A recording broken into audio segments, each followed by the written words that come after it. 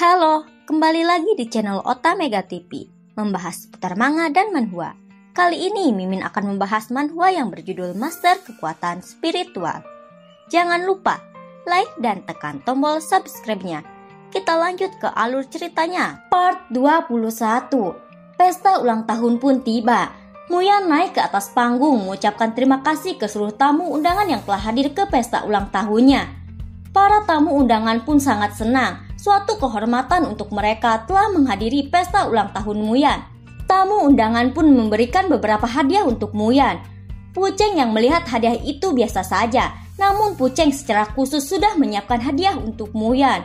Muyan pun pasti akan menyukai hadiahnya itu. Pu Liliu yang semeja dengan Kang Qin. Liliu bertanya, apakah Kang Qin kesini hanya untuk makan gratis saja?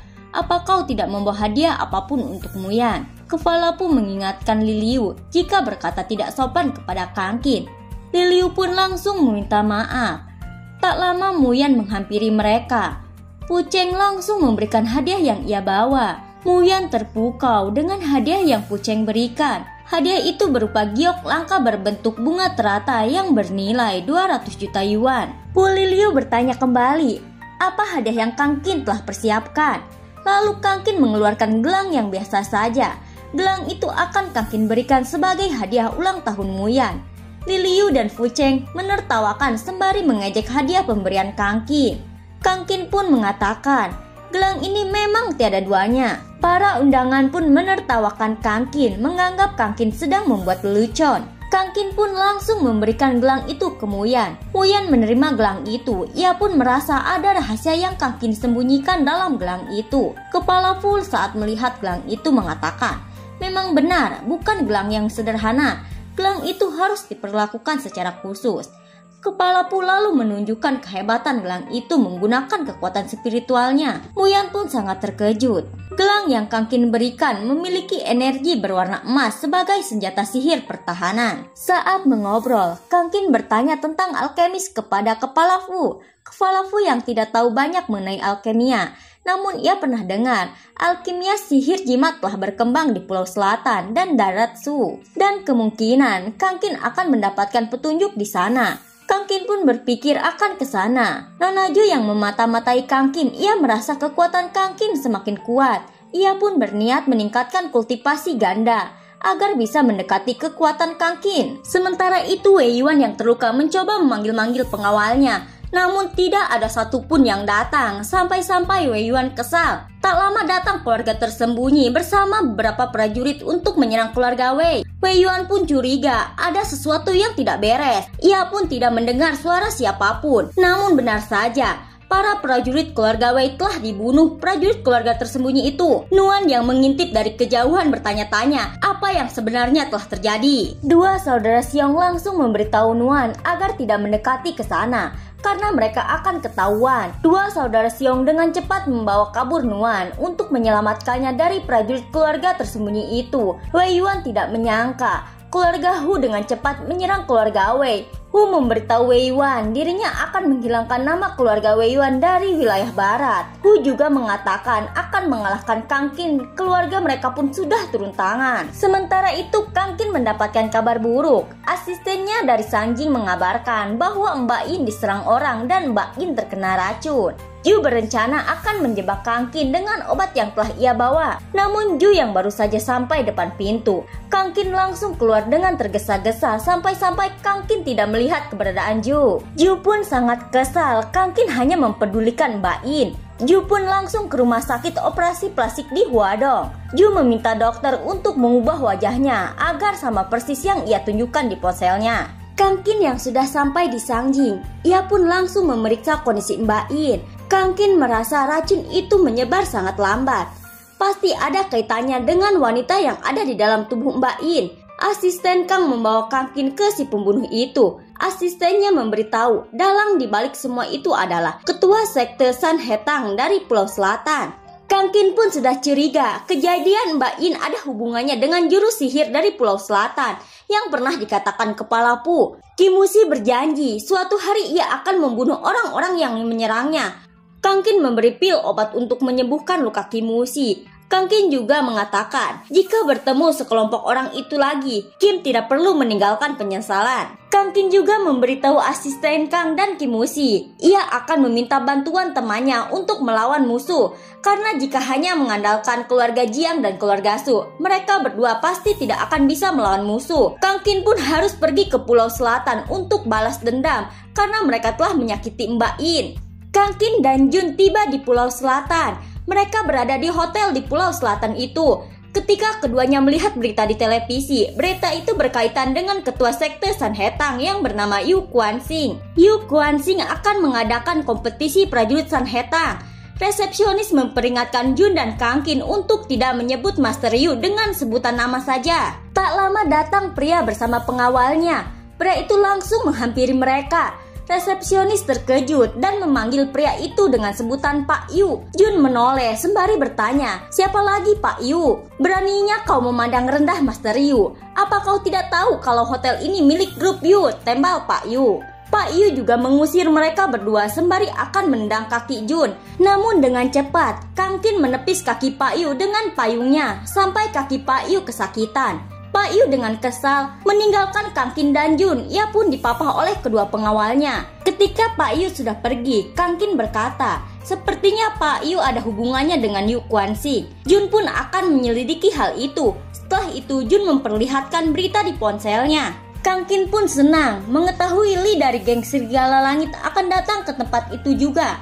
Kang Kin pun bertemu dengan Lee di hotel itu. Mereka berdua saling menyapa. Mereka berdua tidak menyangka akan bertemu di tempat yang sama. Lee memberitahu Kang Kin, Lee ke sana untuk memperluas pasukan geng Serigala Langit. Lee juga menceritakan sedikit keadaan di Pulau Selatan itu. Lee bilang, Pulau Selatan punya dua pasukan besar, yaitu Sekte Sanhetang dan Sekte Swan. Kali ini Sekte Sanhetang mengadakan kompetisi seni bela diri. Kompetisi itu pun terbuka untuk kandidat paling hebat yang dapat bergabung dengan mereka. Mereka pun hanya menarik orang-orang berbakat untuk menekan Sekte Swan. Lee pun dengan sengaja ke Pulau Selatan itu untuk ikut partisipasi untuk berkembang dan menunjukkan kekuatan geng Serigala Langit. Kang Kin pun sangat senang kesempatan baginya untuk ikut kompetisi itu juga. Lee juga ikut gembira dengan Kang Kin ikut serta akan menambah kekuatan geng Serigala Langit. Lee juga bilang geng Serigala Langit akan mengandalkan Kang Kin sepenuhnya. Dua saudara Liu yang mendengar ucapan Lee sangat kesal dan tidak menganggap mereka sebagai rekan. Dua saudara itu telah kecewa. Lee dengan mudah memberikan tanggung jawab yang penting kepada Kang Kin. Padahal Kang Kin pun masih terlalu muda dan belum banyak pengalaman. Lalu Lee pun meminta maaf kepada dua saudara Liu. Ia pun telah salah bicara. Lalu Lee memberitahu Kang Kin kedua saudara itu adalah dua saudara Liu dari Sekte Sikuan. Mereka berdua petarung yang secara khusus diundang oleh geng Serigala Langit. Jika kekuatan keduanya digabungkan, akan mencapai puncak level master, sangat luar biasa. Dua saudara Liu lalu mengajak Kang Kin untuk duel dan saling bertukar pikiran. Kang Kin pun langsung merendahkan diri. Kang Kin juga bilang, ia tidak berani mempermalukan diri sendiri. Dua saudara Liu sangat senang, mereka memang sangat hebat, ujar keduanya. Namun tak lama, suara ponsel Kang Kin berbunyi. Kang Kin pun terkejut saat mengangkat teleponnya. Sementara itu Nuan yang sedang mencari Kang Kin di hotel grup Yu. Nuan dipaksa minum oleh Pak Yu. Pak Yu juga mengancam tidak akan memberitahu Nuan tentang keberadaan Kang Kin. Nuan pun dengan terpaksa meminum minuman itu. Pak Yu sepertinya sudah merencanakan hal jahat kepada Nuan. Jun yang panik mencoba akan menyelamatkan Nuan, namun Jun dihadang. Jun pun dengan cepat menghajar dua pengawal itu sampai babak belur. Jun pun langsung berlari menghampiri Nuan sembari memberitahu di minuman Nuan ada obatnya. Namun Nuan sudah terlanjur minum. Tak lama Nuan terjatuh di sofa. Ia pun merasa tubuhnya kepanasan. Jun pun langsung emosi. Jun dengan amarah langsung menghajar Pak Yu sembari berkata, "Brengsek, apa yang telah kau berikan padanya? Prajurit level 6 hanyalah sampah." Balas Pak Yu sembari menghajar Jun sampai Jun terluka. Jun yang terluka meminta Nuan untuk segera sadar. Namun Pak Yu malah membawa Nuan. Nuan yang sudah berada di kamar Pak Yu. Pak Yu pun mencoba melecehkan Nuan. Namun Kang Kin datang mendobrak pintu kamar itu. Pak Yu pun marah. Mereka telah mengganggunya. Ia pun akan menghajar mereka. Namun Kang Kin langsung menghajar Pak Yu sampai tersungkur. Pak Yu pun babak belur sampai tidak berdaya. Jun pun langsung membawa Nuan pergi. Singkat cerita, Nuan pun sadar. Kang Qin langsung bertanya, mengapa Nuan ada di Pulau Selatan itu? Nuan pun menangis. Lalu ia menceritakan kejadian yang menimpa keluarganya sampai ia berhasil kabur. Jun sangat marah dan akan membalaskan dendam kepada keluarga Hu itu. Kang Qin juga merasa kekuatan keluarga Hu sangat luar biasa. Dengan mudah bisa memusnahkan keluarga pertama di wilayah barat. Kompetisi di Pulau Selatan pun tiba. Kang Qin bersama Jun dan Nuan, mereka dihadang Pak Yu dengan pengawalnya. Pak Yu memberitahu mereka bahwa di dalam ada kompetisi. Dan di kompetisi itu banyak petarung master setengah langka. Jika mereka ingin mati, maka bilang saja. Kang Qin pun langsung menunjukkan formulir kompetisinya. Pak Yu yang menatap tajam sembari bergumam, ikut kompetisi? Bagus sekali, aku akan lihat seberapa parah kau akan dipukuli. Lalu Pak Yu membolehkan mereka masuk. Ketika Kang Qin ke dalam, dua saudara Liu telah dikalahkan. Li juga lega, akhirnya Kang Qin tiba. Li langsung menarik Kang Qin yang baru saja datang. Kang Qin pun langsung akan bertarung. Kang Qin tidak menyangka kekuatan dua saudara Liu yang cukup hebat bisa dikalahkan dengan begitu cepat. Penonton di sekeliling pun membicarakan Wu, petarung yang hebat di Pulau Selatan. Wu pun langsung mengeluarkan kekuatannya. Kang Qin dengan cepat menyerang Wu sampai Wu terluka. Wu juga tak menyangka Kang Qin begitu hebat. Semua penonton terkejut dan tak lama Wu langsung dikalahkan oleh Kang Qin. Seorang wanita yang menyaksikan pertarungan itu sangat takjub kepada Kang Qin. Dua rekan Wu sangat marah. Wu dikalahkan Kang Qin sampai Wu tewas. Kang Qin pun tersenyum dan menawarkan kembali surat pembebasan tanggung jawab kematian itu kepada dua rekan Wu. Kang Qin pun merasa merekalah yang membuat Mbak Yin terkena racun itu. Scene berpindah. Nuan mencoba mengobati luka di tubuh Jun. Nuan juga menawarkan bagaimana jika Nuan meniup luka di tubuh Jun. Nuan juga memberitahu Jun, sejak kecil jika ia terluka, maka kakaknya akan meniup lukanya itu dan Nuan akan merasa lebih baik. Jun terharu sekaligus senang. Nuan begitu perhatian kepadanya. Tak lama terdengar suara ketukan pintu. Jun dan Nuan bingung siapa yang datang secara tiba-tiba. Padahal Kang Qin sedang di kompetisi bela diri. Nuan pun langsung membuka pintunya. Namun orang itu malah langsung mencekik Nuan sampai pingsan. Jun sangat terkejut. Orang itu ternyata Pak Yu. Pak Yu langsung menggendong Nuan. Pak Yu juga memperingatkan Jun jika ingin Nuan selamat, Jun harus memberitahu Kang Qin untuk datang ke sekte Sanhetang. Kang Qin yang masih berada di arena kompetisi. Kang Qin bingung mengapa tidak ada satupun orang di sana. Ponsel Kang Qin pun berbunyi.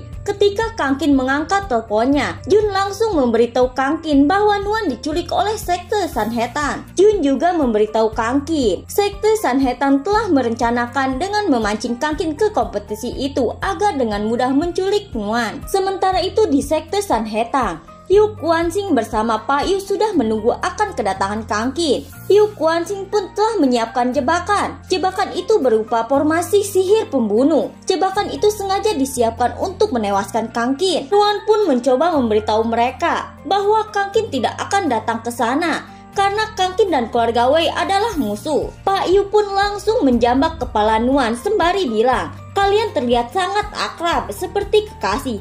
Bagaimana kalian seperti tidak punya dendam?" Nuan pun sedih, dirinya hanyalah menambah masalah untuk Kang Qin dan tak seharusnya ia datang ke Pulau Selatan untuk mencari Kang Qin. Pak Yu mencoba menyakiti Nuan dengan menggores muka Nuan menggunakan belatinya. Pak Yu juga dengan kejam langsung menendang Nuan dan memberikan Nuan ke bawahannya itu untuk mereka lecehkan. Nuan pun ketakutan sembari memanggil-manggil Kang Qin untuk menolongnya. Kang Qin pun datang dan mendobrak pintu sekte Sanhetang. Ketika Kang Qin melihat ruangan itu, aura di ruangan itu telah dipenuhi formasi sihir. Jun yang sangat marah, ia akan menghajar mereka. Namun Kang Qin mencegah Jun untuk melangkah. Kang Qin pun mencoba melihat energi di ruangan itu. Setelah di dalam, energi sihir itu pun langsung menyerang tubuh Kang Qin. Yu Kuanxing mencoba mengeluarkan kekuatannya untuk menyerang Kang Qin. Namun Kang Qin lega. formasi itu hanyalah sebuah formasi energi iblis biasa. Kang Qin pun langsung mengeluarkan jurus pedangnya untuk memusnahkan formasi energi iblis itu. Formasi itu pun meledak sampai membuat Yu Guanxing terluka parah. Setelah itu Pak Yu bersujud memohon ampun atas kekalahannya. Yu juga memberitahu Kang Qin bahwa keluarga Hu yang memerintahnya untuk balas dendam kepada Kang Qin. Kang Qin pun sangat marah dan tidak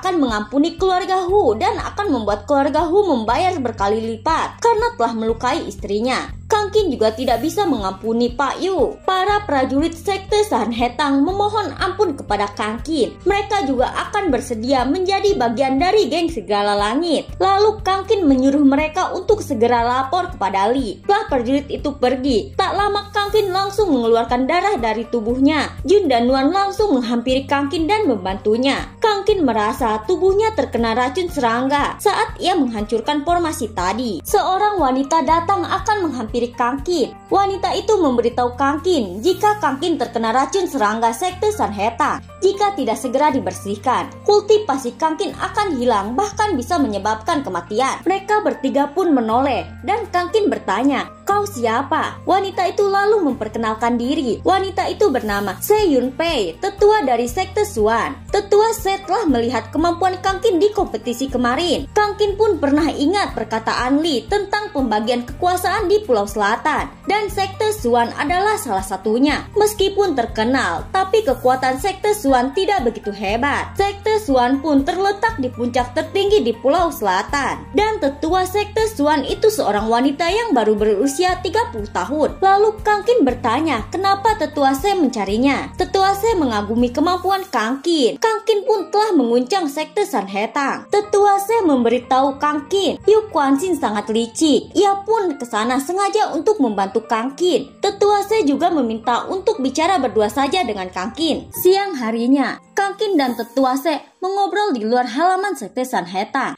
Tetua Se meminta Kang Qin untuk meminum obat yang telah ia bawa. Namun Kang Qin sudah terlihat baik-baik saja. Kang Qin pun memberitahu Tetua Se bahwa dirinya seorang dokter dan ia bisa menangani sendiri racun di tubuhnya itu. Kang Qin juga bertanya, Tetua Se datang ke sana tidak mungkin hanya untuk mengobati Kang Qin. Tetua Se menawarkan Kang Qin untuk bergabung dengan sekte Suan, dan selama ini tidak ada kandidat yang cocok tidak seperti Kang Qin. Tetua Se pun bilang ia bersedia melepaskan posisinya dan bersedia menjadi asisten Kang Qin. Kang Qin pun tidak ingin bergabung dengan sekte manapun. Ia pun di geng Serigala Langit hampir tidak punya tugas dan kewajiban. Namun Tetua Se menawarkan agar Kang Qin mau menjadi tamu kehormatan sekte Suan sembari menyodorkan buku kuno kepada Kang Qin. Buku kuno itu pun peninggalan dari pendiri sekte Suan. Demi ketulusannya, Tetua Se mengundang Kang Qin ke sekte Suan. Buku kuno itu pun Tetua berikan kepada Kang Qin. Ketika Kang Qin membaca sebentar buku kuno itu, energi spiritual di dalam tubuh Kang Qin semakin bertambah banyak.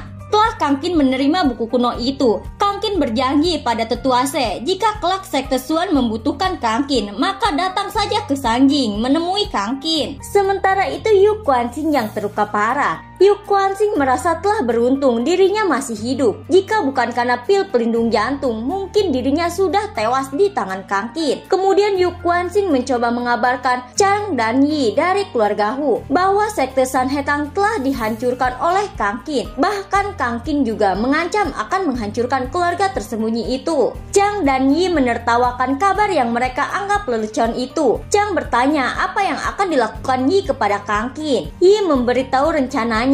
Yi akan membunuh Kang Qin sekaligus berniat akan menguasai Pulau Selatan demi keluarga Hu. Yi bilang kepada Yu Guanxing, kau pernah mengusirku dari sekte Sanhetang, tapi sekarang kau malah meminta bantuan kepadaku, memang benar-benar sampah. Yu Guanxing pun langsung meminta maaf dan memohon ampun karena telah salah kepada Yi. Setelah itu, Yi memerintah Yu Guanxing untuk mengumumkan media bahwa keluarga Hu akan ke Pulau Selatan untuk menggabungkan pasukan. Malam harinya di Hotel Grup Yu, Kang Qin sedang mengobati luka di wajah Nuan. Nuan pun langsung meminta maaf atas perlakuan buruk kakaknya itu terhadap Kang Qin. Nuan juga memohon agar Kang Qin menyelamatkan kakaknya itu. Kang Qin pun dengan senang akan membantu Nuan. Lalu Kang Qin menyuruh Nuan untuk segera istirahat karena sudah larut malam. Beberapa saat kemudian, Kang Qin menelpon pimpinan Liu. Kang Qin mengucapkan terima kasih kepada Muyan karena sudah membantu melindungi Mbak Yin. Kang Qin juga mengabarkan besok ia akan kembali ke Sanjing. Urusan di sana pun sudah selesai. Kang Qin pun meminta satu bantuan lagi kepada Muyan. Muyan yang sudah tahu Kang Qin akan meminta bantuannya untuk menyelidiki Wei Yuan. Muyan pun sudah mengirim orang untuk menyelidikinya. Muyan juga memberitahu Kang Qin bahwa keluarga Wei sekarang telah menjadi benteng keluarga Hu. Wei Yuan pun belum mati, tapi Wei Yuan dikurung dalam pavilion rahasia. Kemudian Kang Qin meminta Muyan untuk menunggu, karena Kang Qin akan memikirkan cara sesampainya ia di Sanjing. Namun Muyan malah bilang keluarga Hu tidak akan menunggu. Muyan pun meminta Kang Qin untuk melihat berita di televisi sekarang juga. Kang Qin pun langsung menyalakan televisi. Berita di televisi itu mengumumkan kedatangan keluarga Hu ke Pulau Selatan untuk mengadakan kompetisi bela diri yang diadakan besok. Dan tujuan kompetisi itu pun untuk menggabungkan pasukan di Pulau Selatan. Kesempatan yang sangat bagus, musuh datang dengan sendirinya. Kang Qin pun bisa dengan mudah membalas dendam terhadap mereka. Sampai di sini dulu alur ceritanya dan tunggu kelanjutannya. Sampai jumpa.